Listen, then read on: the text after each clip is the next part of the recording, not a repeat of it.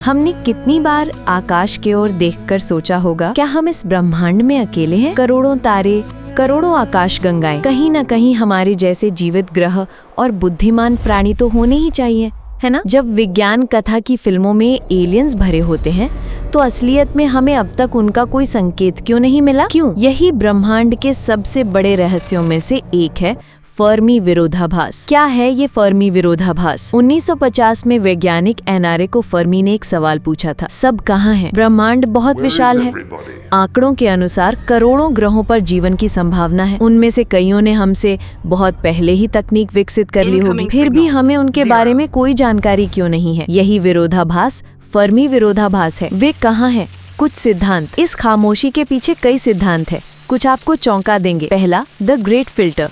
ये सिद्धांत कहता है कि बुद्धिमान जीवों को एक निश्चित बिंदु से आगे बढ़ने से रोकने वाली कोई बड़ी बाधा ब्रह्मांड में है। ये बाधा हमारी पृथ्वी पर पहले ही घटित हो चुकी हो सकती है, या भविष्य में होने वाली कोई आपदा हो सकती है, जैसे स्वयं का विनाश, वैश्विक आपदा। इसीलिए कोई भी हमारी तरह विकसित होकर दूसरे तारों तक नहीं पहुंचता है। दूसरा, दूरी एक समस्या है। ब्रह्मांड बहुत विशाल है।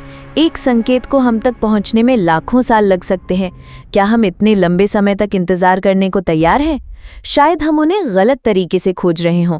हो सकता है वे रेडियो तरंगों का उपयोग ना करते हों। तीसरा, चिड़ियाघर परिकल्पना। क्या होगा अगर हम एक बड़े चिड़ियाघर के जानवरों की तरह हों?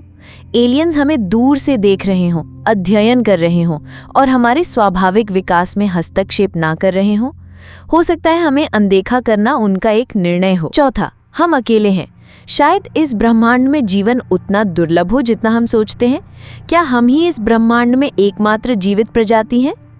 पांचवा, हम गलत जगह खोज रहे हैं, या शायद हमें उनकी शक्ल, उनकी तकनीक, उनके संचार के बारे में कोई अंदाजा नहीं है, इसलिए हम उन्हें ढूंढ नहीं पा रहे हैं।